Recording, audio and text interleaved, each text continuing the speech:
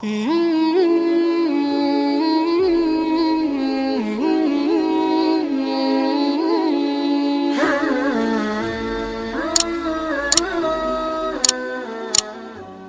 اللہ الرحمن الرحیم نحمدہ ونصلی ونسلم علی رسولہ الکریم اما بعد۔ دروس الصرف کا سلسلہ چل رہا ہے۔ ہم اجوف کے باب بنانے کا طریقہ شروع کر چکے ہیں۔ آج اس حوالے سے تیسرا سبق ہے اور صرف صغیر بھی انشاءاللہ آج ختم ہو جائے گا۔ بلا کسی تاخیر بورڈ کی طرف چلتے ہیں۔ آپ قلم کاغذ کو تھام لیں اور متوجہ ہو جائے، انشاءاللہ بڑا مزہ آئے گا۔ جزاک اللہ۔ بورڈ کی طرف توجہ کریں۔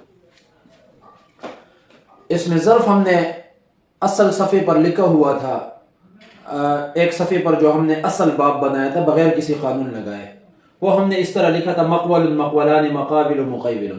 اب یہاں پر ہم نے قانون لگانے ہیں، تو مقول مقولان دونوں صیغوں میں یقال والا قانون لگتا ہے۔ آپ اگر پہلی مرتبہ سن رہے ہیں تو ذرا پچھلے دروس بھی آپ سن لیں اور یقال والا قانون بھی آپ سن لیں تو انشاءاللہ آپ کو سمجھ آ جائے گا۔ واو کی حرکت ہم نے آگے نقل کرنی ہے اور واو کو الف سے تبدیل کرنا ہے، تو دونوں ہو جائیں گے مقال اور مقالان۔ اب یہاں پر آپ سے ایک سوال ہے، آپ اس کا جواب کمنٹس میں دے سکتے ہیں اور براہ راست مجھ سے رابطہ کر کے بھی اس کا جواب آپ دے سکتے ہیں۔ مقابلوں کے اندر شرائف والا قانون کیوں نہیں لگا؟ یہاں پر نہیں لگتا، کیوں نہیں لگتا؟ آپ شرائف والا قانون دیکھیں، ہمارے دروس کے اندر موجود ہے۔ آپ بالکل ابتدائی دروس میں چلے جائیں تو آپ کو شرائف والا قانون سننے کو ملے گا، آپ سن لیں اور پھر آپ اس کا جواب دیں۔ اس کو ہو بہو ہم نے نیچے اتارنا ہے، یہ آ جائے گا مقابلو۔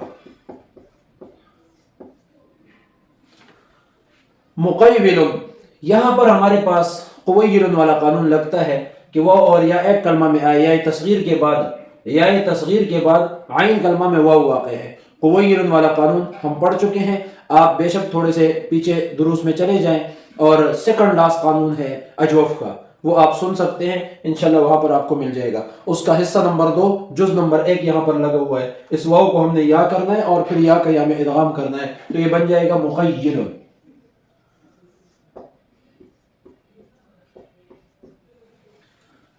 یہ ہمارا اس میں ظرف کا گردان مکمل ہو گیا۔ والظرف منه مقال مقالان مقابل مقیل۔ اب ہم آتے ہیں اسم اعلیٰ کی طرف۔ تو اسم اعلیٰ کے لیے ہم نے یقال والے قانون کے اندر یہ پڑھا تھا کہ اسم اعلیٰ کے اندر یقال والا قانون نہیں لگے گا، تو لہٰذا یہ مقول مقولان اور مقولۃ مقولتان، مقوال اور مقوالان، ان تینوں جگہوں میں یہ قانون نہیں لگے گا اور یہ اپنے اصل پر ہی رہیں گے۔ اب وہی سوال مقابلوں کے اندر یہاں پر بھی 3 دفعہ ہے، مقابلو اور مقابلو، تینوں میں شرائف والا قانون نہیں لگتا۔ آپ جب سن لیں گے تو انشاءاللہ آپ کو سمجھ آ جائے گا کہ یہاں پر کیوں نہیں لگتا۔ اب آتے ہیں مقیبل، مقیبلۃ اور مقیبیل کی طرف کہ یہاں پر قویل والا قانون لگتا ہے یا نہیں، تو لگتا ہے اور جوازی لگتا ہے، جوازی صورت لگتا ہے۔ قویل والے قانون کا جو حصہ نمبر 2 ہے اس کا جز نمبر 1 یہاں پر لگتا ہے، اور اس مقیل کے اندر حصہ نمبر 2 کا جز نمبر 2 لگتا ہے۔ تو یہاں پر مقیل میں مقیل پڑھنا جائز ہے، تو اس لیے ہم صرف صغیر جب پڑھیں گے، لکھیں گے، سنیں گے اور سنائیں گے تو ساتھ میں وہ ویا کے کر کے اس صیغے کو بھی ہم ساتھ میں ایڈ کریں گے، تو ہمارا گردان ہو جائے گا والآلۃ منہ مقول مقولان مقابل مقیبل ویا کے مقیل۔ ادھر مقولۃ مقولتان مقابل مقیبلۃ ویا کے مقیلۃ، اور ادھر مقوال مقوالان مقابل مقیبل ویا کے مقیل۔ ہمارا اسم اعلیٰ کا گردان بھی کمپلیٹ ہو گیا۔ اب آتے ہیں وافعل التفضیل المذکر کی طرف۔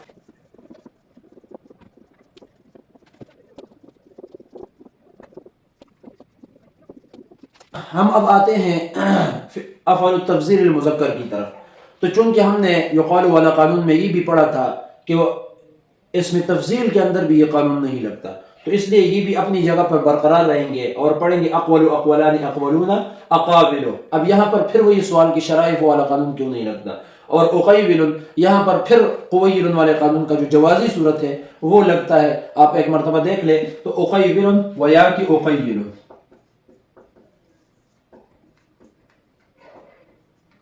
یہاں پر بھی جوازی صورت لگ گیا تو اقیل ہوا کہ اقیل بن گیا. والمؤنث من قولا قولیان قولیات قول قویلا، یہاں پر کوئی بھی قانون نہیں لگتا. اسی طرح وفعل التعجب منه ما اقوله واقول به وقولا، ما اقوله کے اندر یقال والا قانون نہیں لگتا کیونکہ ادھر فعل غیر متصرف میں ہونا منع ہے. اسی طرح واقول به کے اندر بھی یقول والا قانون نہیں لگتا. اب یقول والا قانون بھی ذرا دیکھ لیں کیونکہ یہ فعل التعجب ہے، فعل غیر متصرف ہے.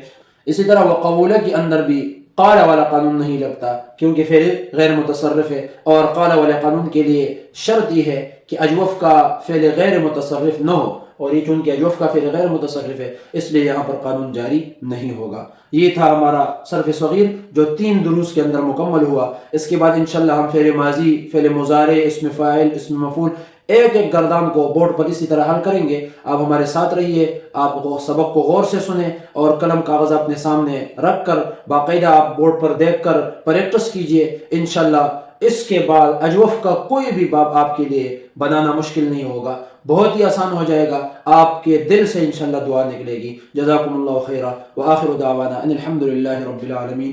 سبق اچھا لگے تو اپنے دوستوں کے ساتھ بھی شیئر کریں اور دوستوں کو بھی انوائٹ کریں اور یہ بتائیں ان کو تاکہ زیادہ سے زیادہ لوگوں کو فائدہ ہو. جزاکم اللہ خیرا.